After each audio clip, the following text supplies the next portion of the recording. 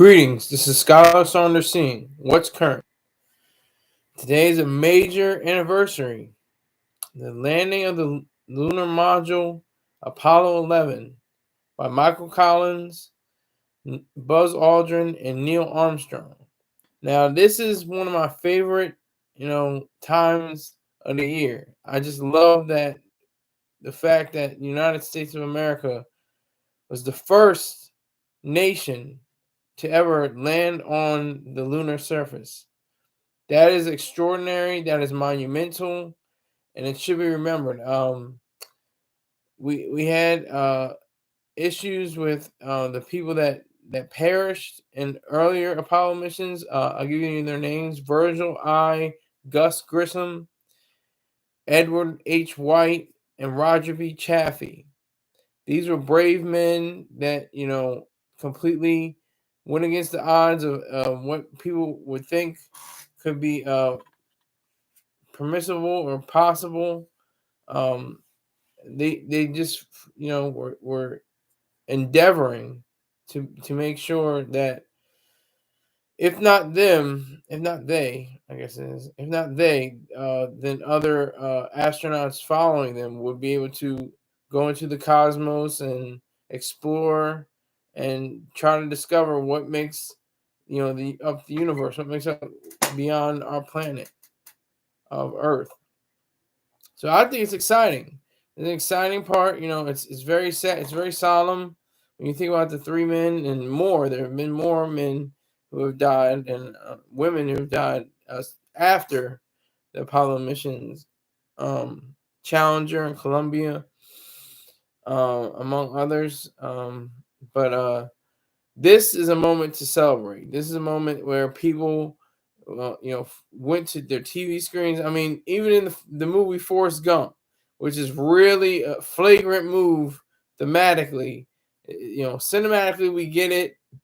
He's a really great ping pong player, but as the camera shifts, it shows the lunar landing, and there's nobody in front of the TV. Nobody's watching the TV. There's just empty chairs, and so everybody's watching, him hitting the ping pong with two hands against the wall. Like, that was the most extraordinary thing in the world, really, to see him play ping pong. Are you kidding me? They're landing on the moon. Nobody's even considered it. In our 100,000 years or so of human existence, this has always plagued us. This has always bothered us. This has always been a pebble in our shoe. To understand the cosmos, to reach higher, to be something greater, to have excellence, have complete splendor. I mean, Ayn Rand was one of the key people that kept the flame of integrity and honesty and rationality going when she spoke about Apollo 11 in her essay called Apollo 11. She was explaining that it's for exploration. It was at the time it was mainly a government issue. We talked about space travel. Now we're talking about private space travel with billionaires. So Virgin Galactic and Blue Origin and SpaceX. These are all some things that are totally going to be privatized, and even though they work with NASA in certain circumstances, it's going to be more privatization. That's beautiful. That's wonderful. But at the same time, Ayn Rand knew she had it in her heart, her mind. She knew that there was no private organization that could propel these men into the lunar orbit and then upon the lunar surface. And she made a concession saying, in a sense, I think she understood that government had to be play a role because it was just such a large undertaking. I think it cost $40 billion in 1969 money, which would be $175 billion in today's money. So that's even more so than a lot of the private companies that are doing this. So I think it's still rings in my mind. There are people that I know and love that aren't enthusiastic. They're like, yeah, They went to the moon. Oh boy, fly me to the moon. Let me play amongst the stars. It's like they have that movie. I haven't seen it yet, but with Scarlett Johansson, and they're like questioning if the lunar landing was staged or something like that. I wish you would say that to Buzz Aldrin. Say that to Buzz Aldrin. At 94 years old, he'll probably still cold cock you. And somebody actually was harassing him and was inciting violence and saying things against him. And it was a conspiracy theorist who didn't believe that the men landed on the lunar surface. And Buzz Aldrin just went pow, just knocked him off his block. And the guy tried to sue for assault, but it was thrown out because he was the one instigating the whole affair. So, just to give you that little bit of a tidbit. But no, let's make this a celebration. 55 years, 55 years, and Buzz Aldrin is the lone man, the one man standing. Neil Armstrong died, I think, in 2000. Let me make sure. And Michael Collins died just a few years ago. Hold on, I think. He died in 2012, and Michael Collins died in 2021. And he was okay. So it's just amazing. I mean, just to realize that, just to realize the amount of courage, the amount of intestinal fortitude, testicular fortitude it took. And not even that, it's the fortitude, but it's also this. It's obviously this, the intelligence, intellectual fortitude, I guess you can say, that really jump started the whole thing, that created a better positioning for the world. And what's sad is, you know, space is the safest place in the universe right now. Earth is, not overrun with violence, but there are violent patches around the world. There's wars, there's famine, there's disgustingness, there's nastiness. When you go into the lunar surface, there's none of that because there's nothing. It's what Buzz Aldrin called beautiful, magnificent desolation. That was an apt, observation. He spoke very elegantly, eloquently about what the moon was like. They even go down to when they got back into their space modules and took off their helmets, and there was like a faint smell of ash or like fireplace ash or and water being doused on the ash. They experienced that with the moon rocks. Um, that's just a little bit of detail, just to give you a sense of what it was like to be up there, to really experience that. And the hundreds of millions, if not a billion or 2 billion or so people that watched the lunar landing all across the globe. I mean, that is just extraordinary. That is just a monumental thing. That is so great. I champion that because we were in the midst of one of the worst wars. Wars can never be great. There's no such thing as a great war nor a bad peace. A good war or a bad peace. Benjamin Franklin said that, I think. Could be wrong. Correct me. Let me make sure I said that right.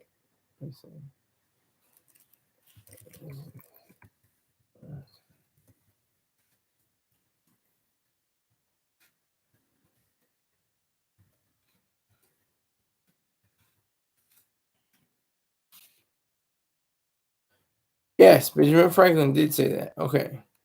Had to make sure, had to, back up my statement. So, I think it's very vital. It's very to the point. It's very important that we have this whole idea of the lunar landing as being and this they were the first, just like Delaware was the first. But we had 6 other missions between 1969 and 1972, I think, with return trips to the lunar surface. They had, I don't want to call them dune buggies, but they had like these funky kind of machines that had big wheels and could ride over the surface.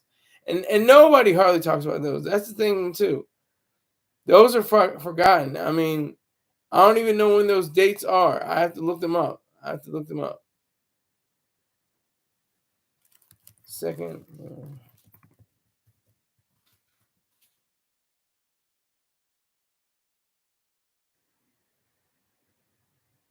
November 14th to the 24th on 1969. So that was just a few months later. Apollo 12 mission. The mission's objectives included landing the lunar module Intrepid in the ocean of storms, conducting extravehicular activities, and orbiting the moon. But nobody talks about November 24th, 1969. Nor let me see if they're well, Apollo 13 we didn't make it.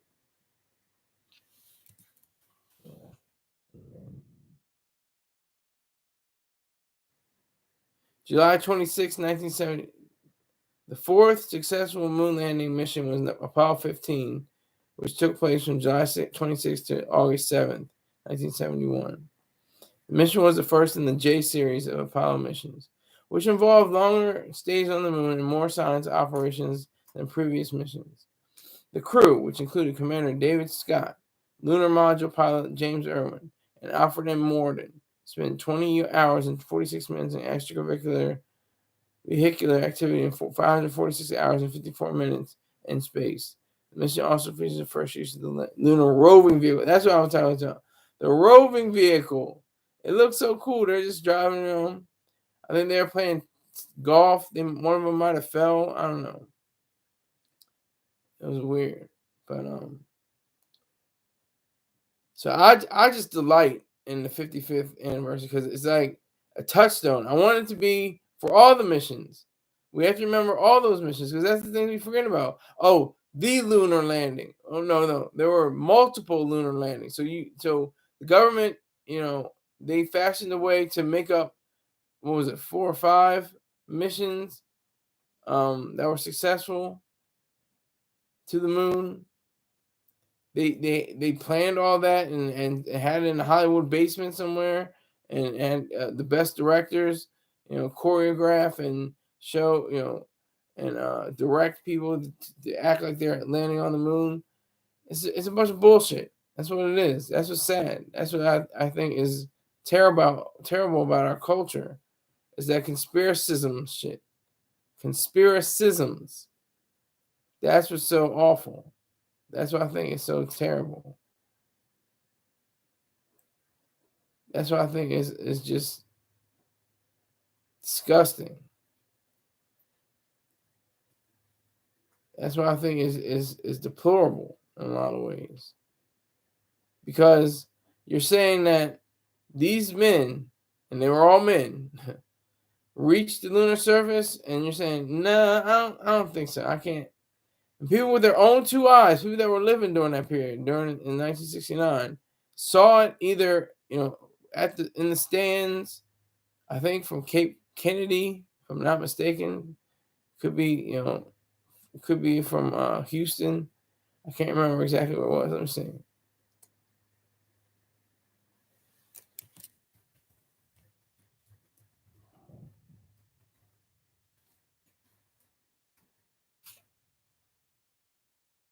Yep, Kennedy Space Center, Cape Canaveral, Florida. All right, so I was right. Then the subsequent ones were, I think, in Houston, or at least they had communications in Houston. That's where we get the famous line, Houston, we have a problem. But there were very few, if any, problems with the first lunar landing. It was seamless. It was exact. It was timeless. It was beautiful. It was wonderful.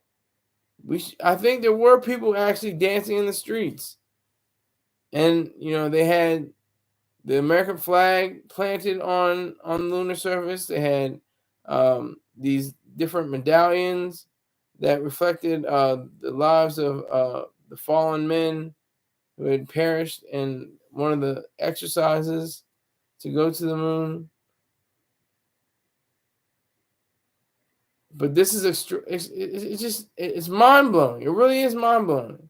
How you can look up and say there were men that stepped out on reason, not on faith, but they stepped out on reason to look at and to observe the earth from the standpoint of the moon.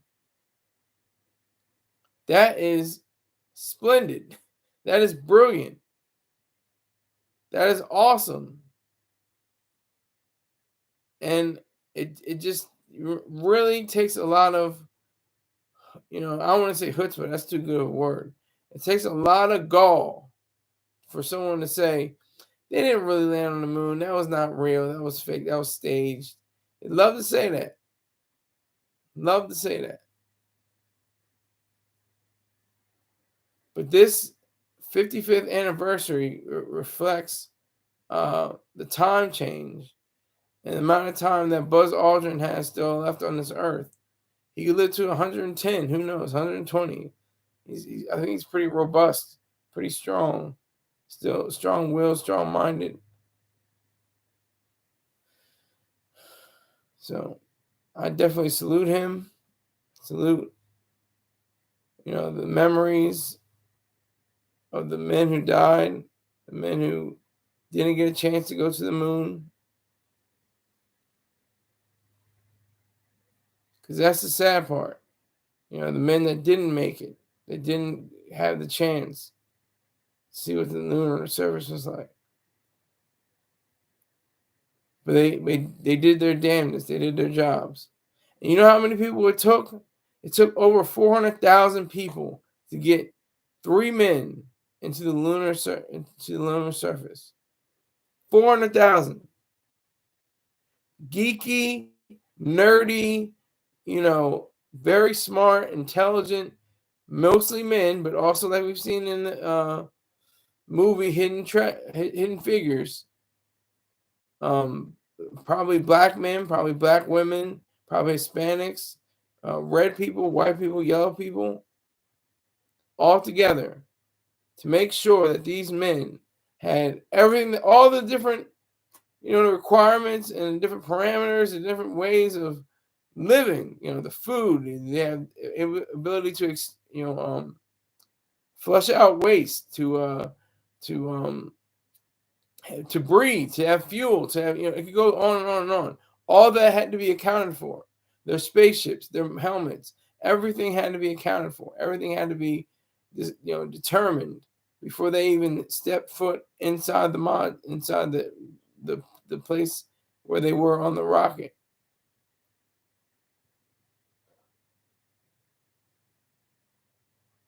That's extraordinary. That is brilliant. That is wonderful. So 55 years. I mean, they're having celebrations. There's festivities. There's different things that are occurring, happening all over the country, all over the world. I think that's great. This is a time to celebrate. Definitely celebrate 55 years. As a whole grown person. As a whole grown person, So many millions that have perished since that day when Neil Armstrong stepped his foot out. And what's sad is that line, I'm listening to it, and it's clear. He does say one small step for man. I did not hear A. I didn't hear A. I mean, they argued over that like at the in 2009, I think, during the 50th or 2019, I think it was. Was it 2009, 60, 4? No, it was 2019. Maybe in 2009, 40th anniversary. I could be wrong, but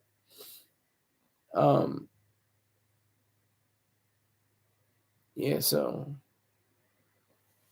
they're saying did Armstrong?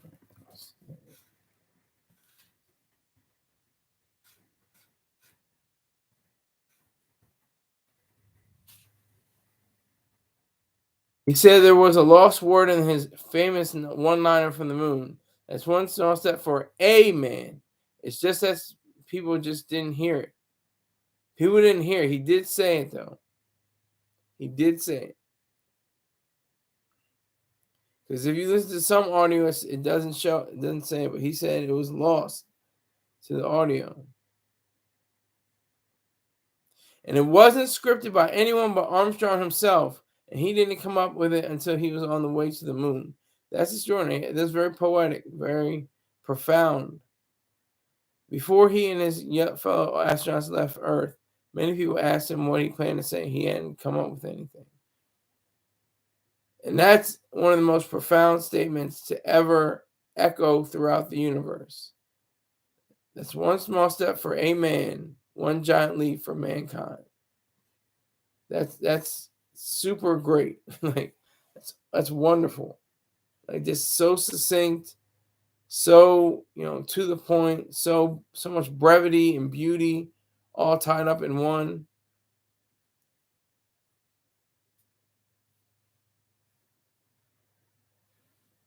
I have to give this man credit. I have to give this man tremendous credit. And like I said, they're trying to do EID pretty much, or EDI, or however you say it, equity, diversity, and inclusion. For the astronauts, they're going to go on the lunar surface and then go further out into Mars. Now, I'm all for inclusion. I'm all for diversity, and I'm all for equity if they are properly applied, not forced. Not saying we have to fill a quota. We have to do this. We can't. If there's all black astronauts, which I doubt that will ever be, unless they go on a suicide mission or something crazy. But anyway, or all red, yellow, brown missions to Mars, or closer to home to the moon.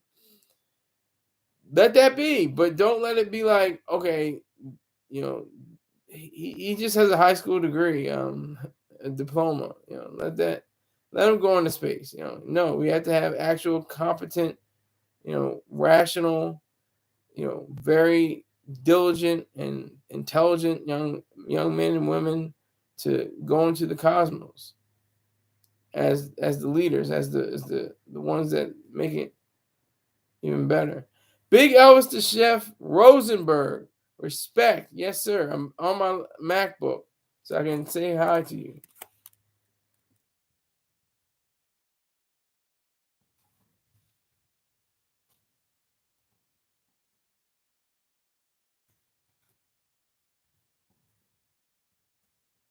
This is a business, sir. So I'm doing my business.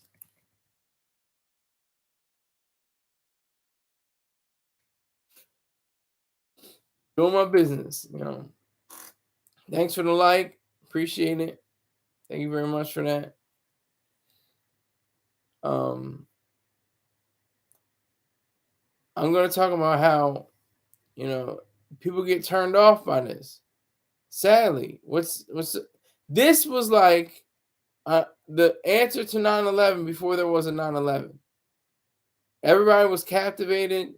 Most people were captivated. I mean, Gil Scott Heron was saying like, uh, my little sister got bit by a rat. I'm paraphrasing, and Whitey's on the moon or something like that. Like a lot of black people weren't really feeling this whole thing. They weren't really engaged too much. They didn't really have a strong sense of being able to connect with, the way, because they're saying, well, what about all the problems down here? Well, we got people on welfare. We got people on, don't have jobs, don't have any way of living, and people committing crimes down here. And I loved how the lunar landing, quashed pretty much all that for a moment, just with Neil Armstrong stepping off of the lunar module.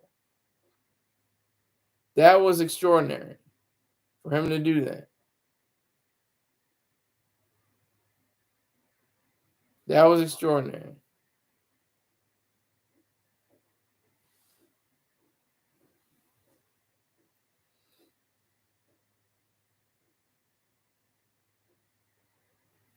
So that's what I think about it, and because it's such a sometimes I almost understand the conspiracisms. I almost do.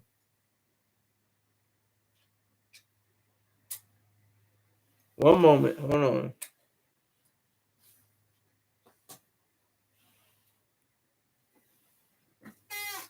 I almost can understand it because it's so magnificent. It's so out of the ordinary. It's so not run of the mill, everyday, gray. Okay, that's regular. It's like no, what? They're landing on the moon. Like I said, hundreds of thousands of years, humans have looked up into the sky, have created mythology around the moon, have created religions around the moon, have created thought processes and scientific experiments, especially related to the moon, and wondered why we have a moon, and the reasons that there aren't three or four moons, and the reason why we just have one, why what it does with the tides, and how people thought that there was a connection between uh, the moon and mental health states. So that's pretty profound.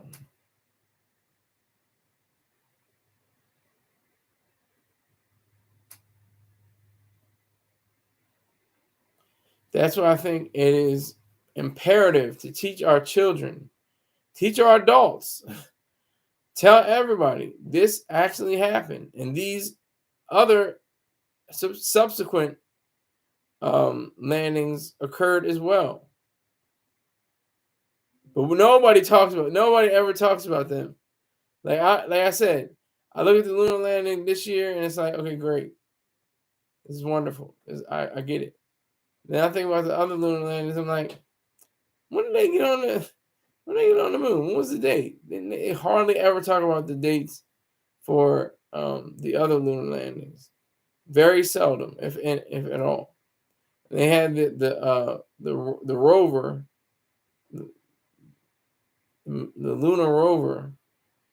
Like I said, they I think they fell down a few times. They um they played golf on the surface of the moon. It's extraordinary. It's just wonderful to even consider.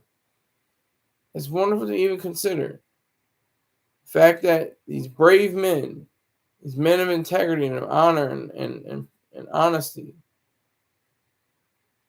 they did the damn thing, to put it mildly. uh, they really did it. And that's what should propel us to do better in our own lives. That should propel us to be creative and be and thoughtful and search for ways of being mathematical and scientific. Even though I'm terrible at math and science, I never rebuked and said math sucks or terrible. I'm a mathophobe or whatever the case may be. I always said I struggled at it. I always said I failed my teacher. He didn't fail me.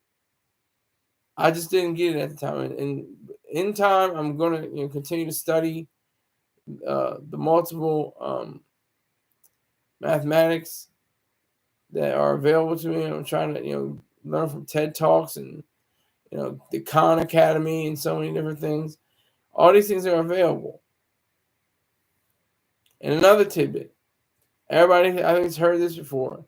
The computer in your mobile device is more powerful by a great many leaps than all the computer systems that launched man into space and to land on the moon. That's extraordinary. That is brilliant. That's wonderful.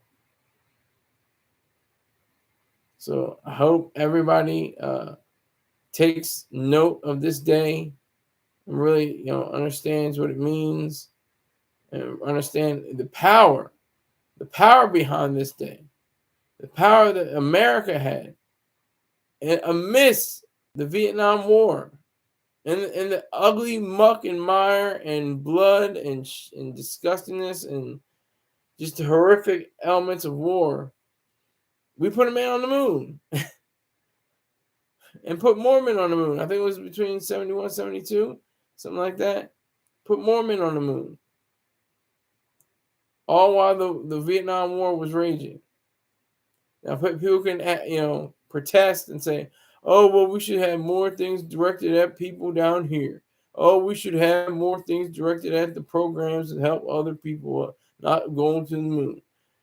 No, I say no, because it was about the government, and NASA is probably the most brilliant part of the government, even though it could be phased out as well. Nowadays, it's starting to be phased out, I think, with more billionaires getting more money, making more money, creating more wealth than ever before. So I think that is due to them and due to us. Salute. Okay, I want to talk about conspiracisms and what people think about, the lunar landing, how it's much bullshit. It is, but it's worthy of conversation and discussion. One of the biggest, most convoluted. Thank you, sir. Thank you, Elvis. Thank you, Big Elvis, the Chef Rosenberg. I'm gonna say the full thing.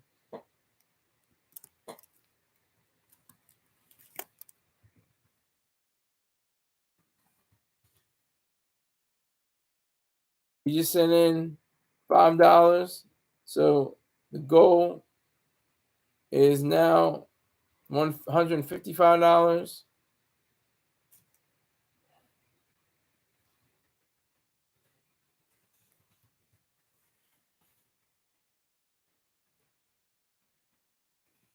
$5 raised.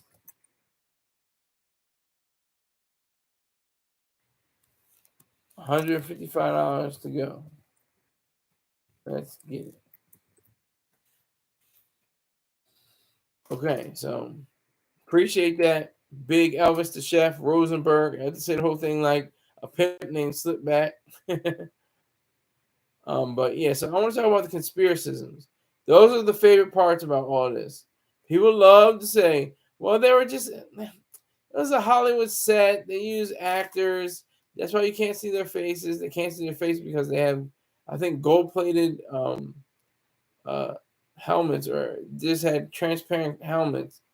But maybe they called all the astronauts together and said, look, I know you lost friends, during this whole, or these missions. It's very sad. That's very sad. But you know what? That was real. But this is not going to be real. This is going to be staged. What? That makes zero sense. Makes zero sense whatsoever.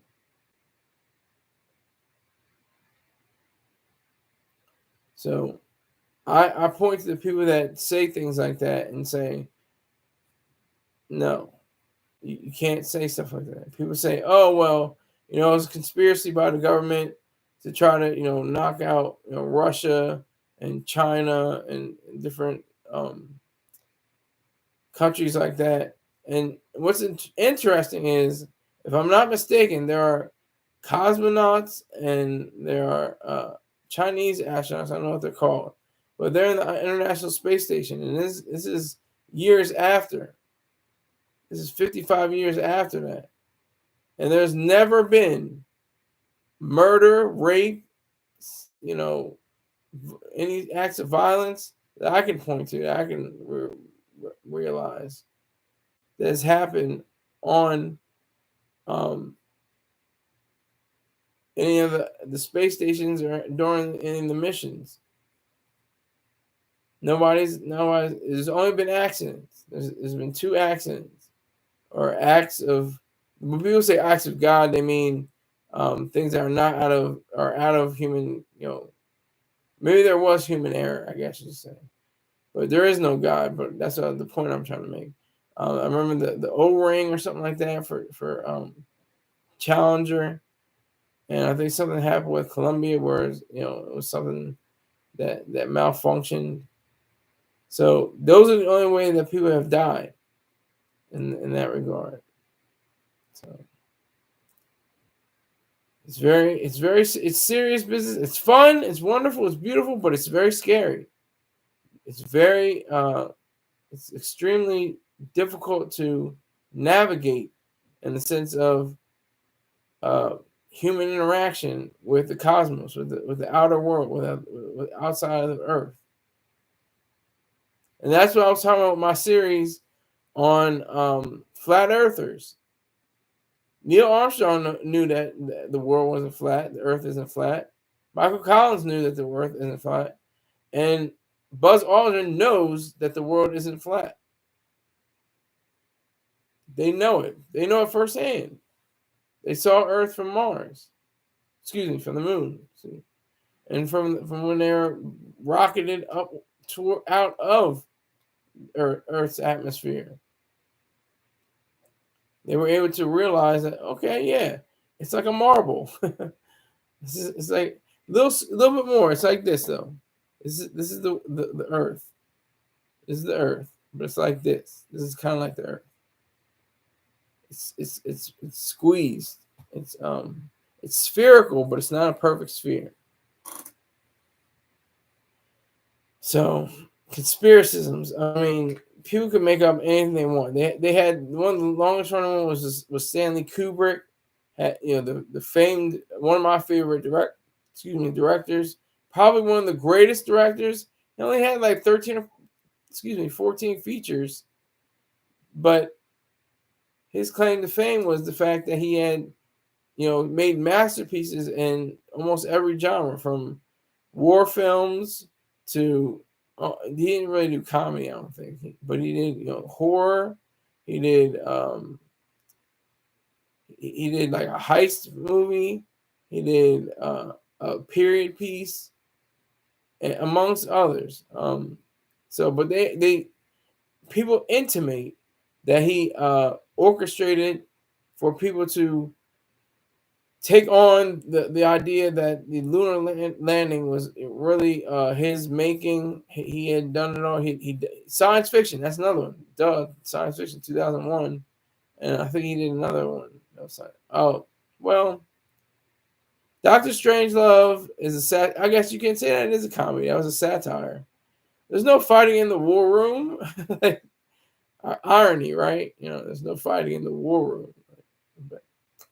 But he said, when he was asked, let me see when he was asked. Kubrick.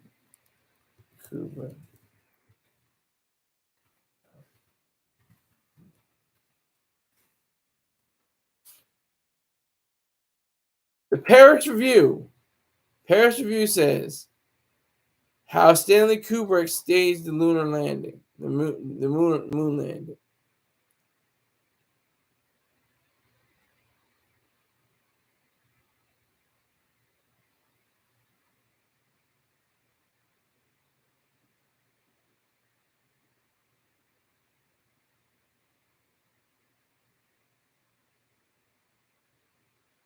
They're trying. This is a French publication because they're going against America. Um, they're talking about how the different spacesuits and how the flag shouldn't have waved. There's only one source of light on the moon, the sun. Yet the shadows of the astronauts fall which way. Outer space, see no stars in the pictures. Giant leap for mankind. If Neil Armstrong was the first man on the moon, then who was filming him going down the ladder? The camera had been mounted to the side of the lunar module. Exactly.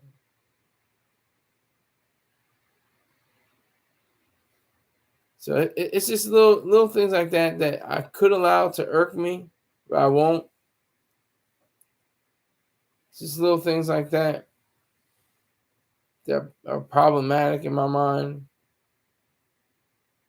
They just cause distress sometimes, But I let them go because it's not worth it to dwell on them. It's not worth it to continue to be, um, you know, angry or frustrated at the fact that people don't recognize reality.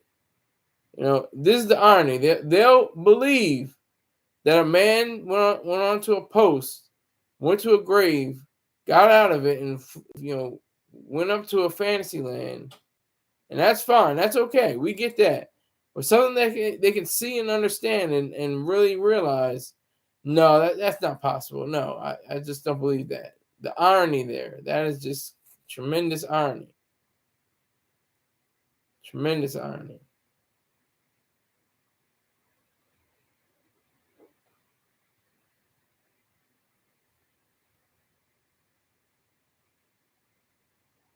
I think with the power of, understanding what we are, who we are, and why we do what we do, it is imperative that we knock down every conspiracism regarding the lunar landings, especially the first one, which is marked today, 55 years ago.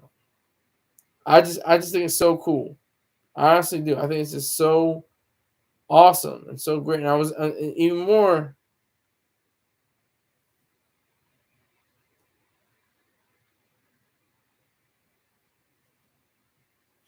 And even more important is the fact that Ayn Rand was in attendance. She was invited by the officials in Cape Canaveral to be a part of the festivities. Excuse me.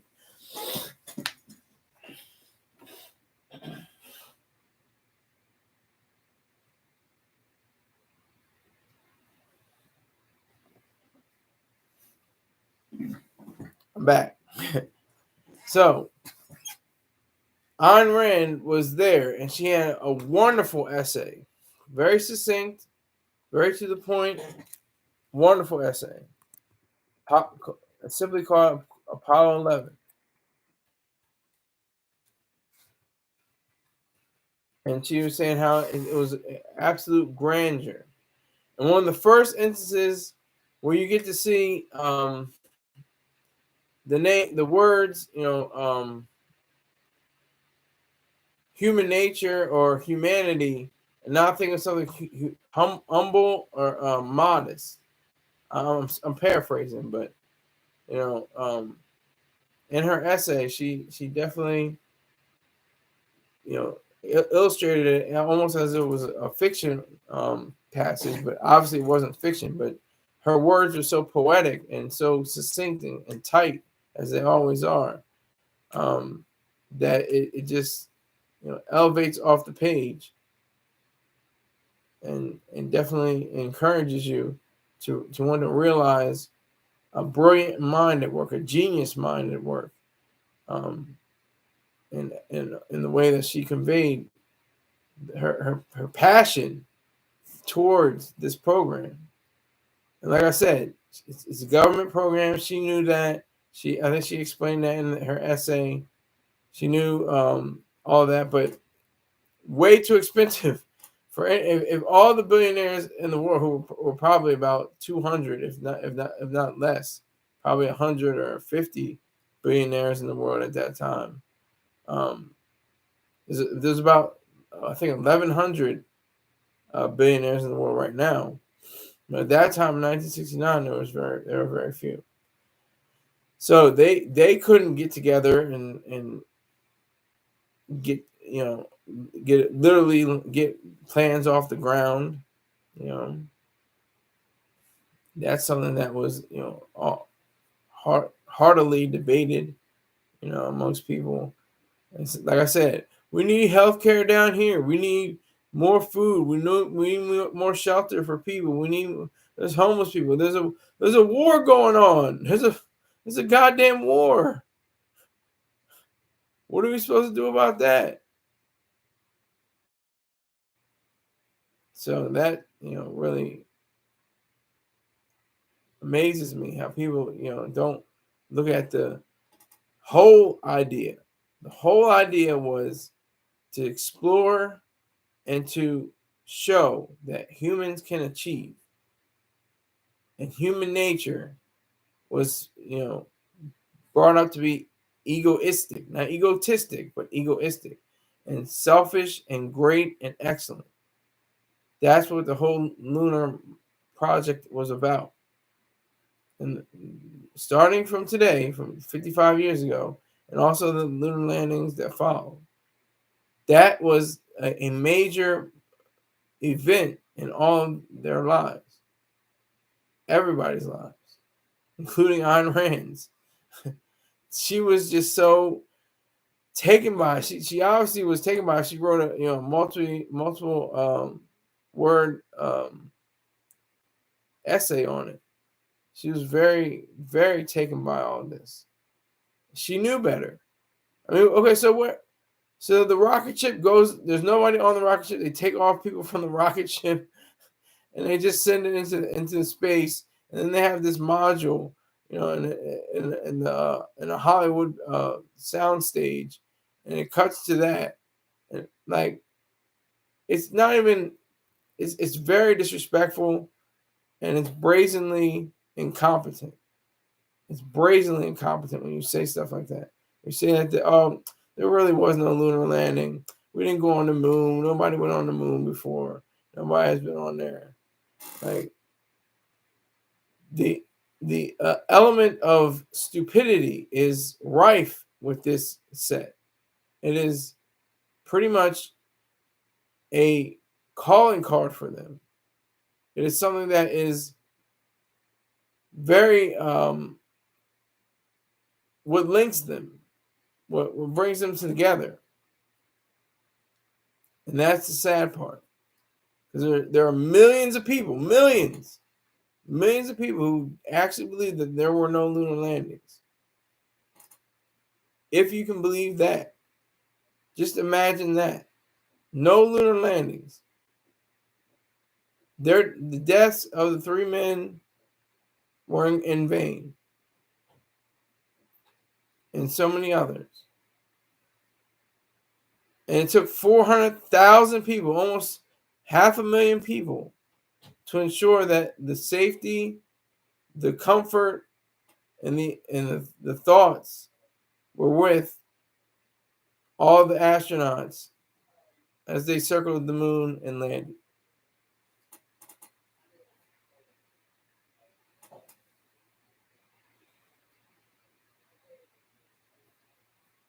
That's what gets me the most.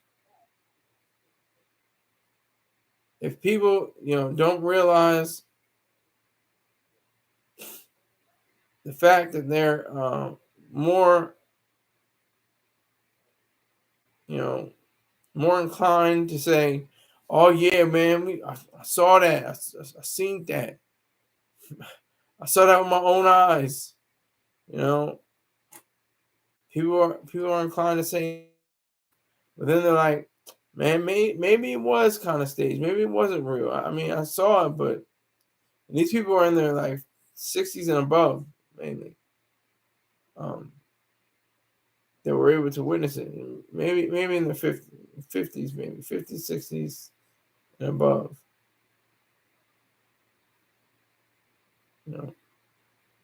They're late 50s. I have to say.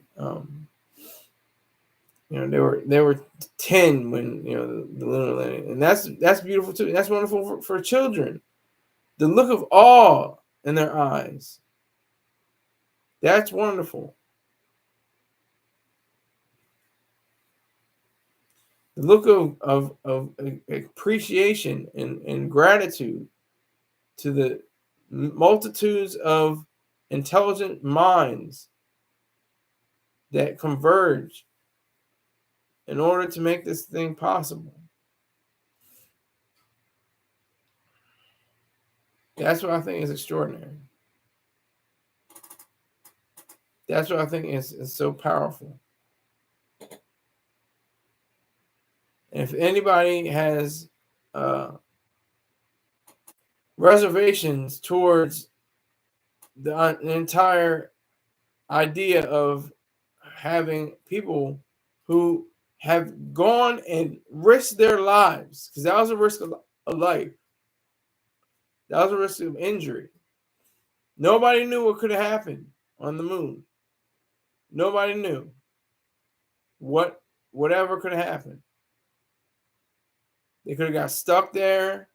They could have got, everything went well. That's what's so beautiful. Everything went well. It went all in according to plan, which is planning, decades probably, or at least years ahead of time. And that's what makes it special. That's what makes it possible.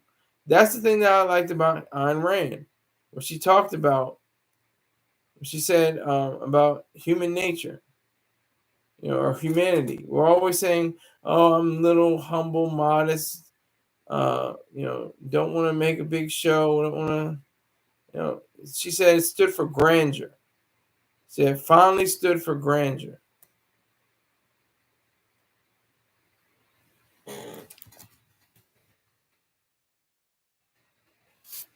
Human, for once, meaning grandeur.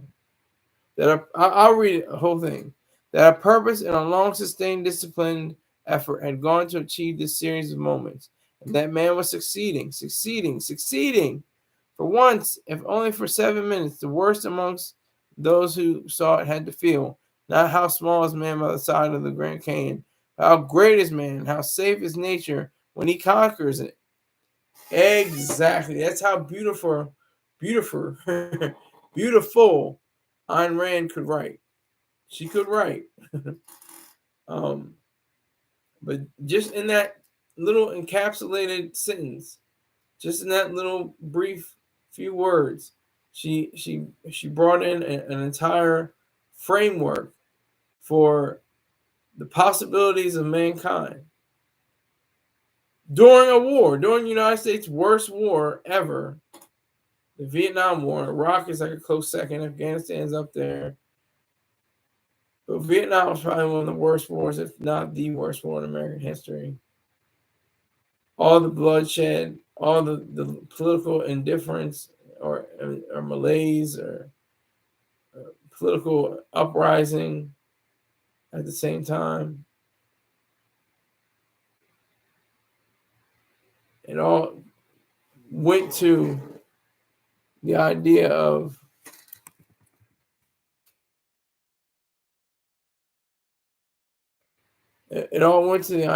being able to do all these things. And that's what's so wonderful about all this. And it's why we have to teach our kids about it. Why it should be in our school systems, our private school systems, especially if we have private schools across the board, no more government schools. This would be one of the highlights of their education. The eyes widening, the wow, the oh my gosh, that's so cool. Like, just imagine that. I'm waiting for my niece and nephew to experience it. To experience the lunar landing, saluting on the flag.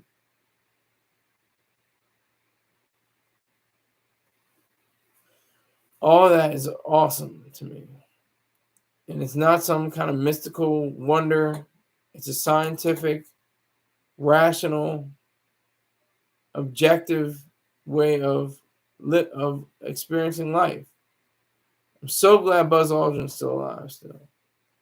Respect to Neil Armstrong and Michael Collins. But Buzz Aldrin's still kicking, 94 years old. I'm sure he's still viral or virile and vim, vigor, and virility and vivaciousness. He's probably very, strong-willed still. But that's what we have to say. We can't just go shrug. Okay, it's another day. Whatever. They got to the moon, whatever. So what? I always thought about that too. The so what, the shrug, in a way, it's like if you're doing it for shrug, okay, I need to get back on this project so we can go to Mars and, shrug. Okay, so we went to the moon. Good, great, whatever. Cool. Wonderful. I need to make sure we can get to Mars. I understand those people that say things like that, the shrug. But I don't understand the shrug of saying, it's just a passing occurrence. They went to the moon, so what? Like, that's disrespectful and disgusting to me. Because, like I said, for Ayn Rand's words, I'm paraphrasing. She said, "For one moment, human stood for grandeur instead of human. Oh, I'm only human. I'm only human. I make mistakes. I'm only human." Well, Neil Armstrong was human. Buzz Aldrin was human. Michael Collins was human. Buzz Aldrin is human. He's still alive. They did the impossible and made it look easy. They didn't have any stumbles. They didn't have any great deals of, you know, um,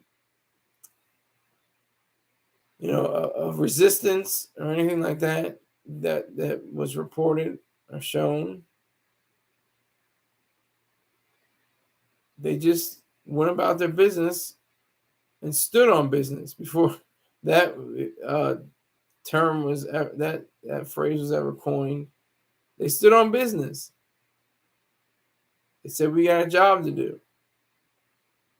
We got to make sure that America is going to be the first nation to ever step foot on the moon. First nation. And so I think, from what I understand, sole nation to this day to put human beings on the moon. So this is kind of like my 9/11, my positive 9/11. I think this is that kind of event. If we could celebrate July 20th, especially as a lunar landing, and the previous days when they first shot into space in July 16th, but especially on the 20th. I mean, everything that was what we saw in September 11th, 2001 is almost the exact opposite, if not the exact opposite, of what happened on July 20th, 1969. I mean, the amount of irrationality, the amount of evil, the amount of despicableness, the amount of just complete horror and just disgust. The flip of that is the lunar landing completely. That's what I see it as. That's how I see it.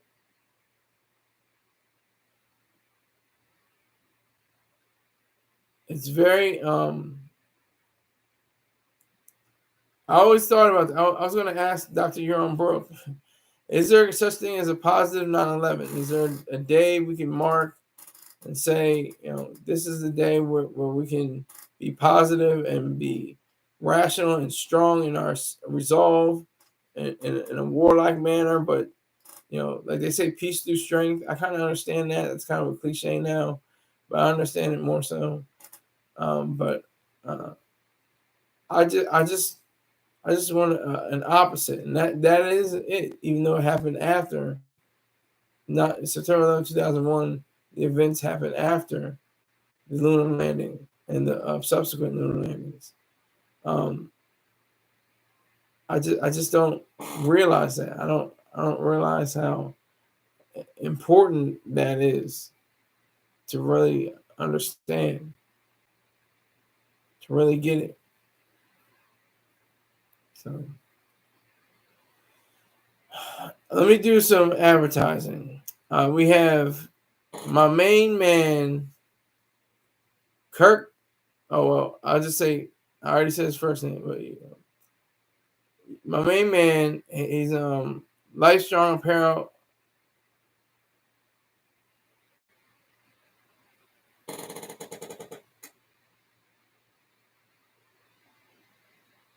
Hold on.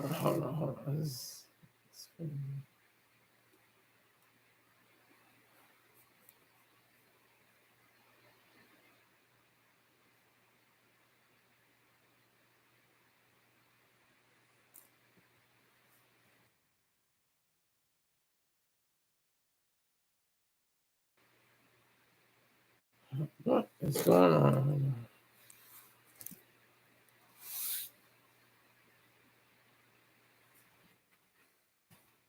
I'm a main man Peng. He had LifeStrongApparel.com. CMOS, wildcrafted CMOS with fruit infusion. I love it. It's great. I had the blueberry. It's phenomenal. I want to try the mango and other flavors. He also has fitness gear. Tell him the Goofy Guy Sky Saunders sent you. Also, go to subscribe to B Jackson, BEEJACKSON 5478 on YouTube. You will find sardines, fried chicken, near beer, and great commentary from this man. So definitely check him out. Also on YouTube, and tell him the Goofy Guy sent you. Spirit Smooth Tunes. He has SPIRITSMOOTHTUNES on YouTube. Make sure you check him out. He has Najee. He has the Gap Band, Peebo Bryson, Whitney Houston, among other names and bands. So check him out as well. Go to twitch.tv/dotfocus. That's DOTFOCUS. Check out his first person shooter abilities and tell him the Goofy Guy sent you, Skylar Saunders. Advertising and sponsorship. If you want to advertise or sponsor for the show, go to skyrlersaunders@gmail.com. And if you want to join Height in the 100 Club, that means contributing $100 or more to the broadcast during 1 month. It doesn't roll over. So if you get $50 this month and then $50 next month, it doesn't count. It's got to be at least $100 in a single month. And my PayPal is paypal.me/SKYLERSAUNDERS. My Venmo is at SKYLERIZED. And my Cash App is SKYLERSAUNDERS1. So I thank everybody that came through. I had a wonderful show to me. It was very selfish on my part to have this show because I just am infatuated with the idea of space and, the lunar landing in particular. I think it's one of the best and achievements of all of humankind. So I hope you do too. Thank you very much. Take care.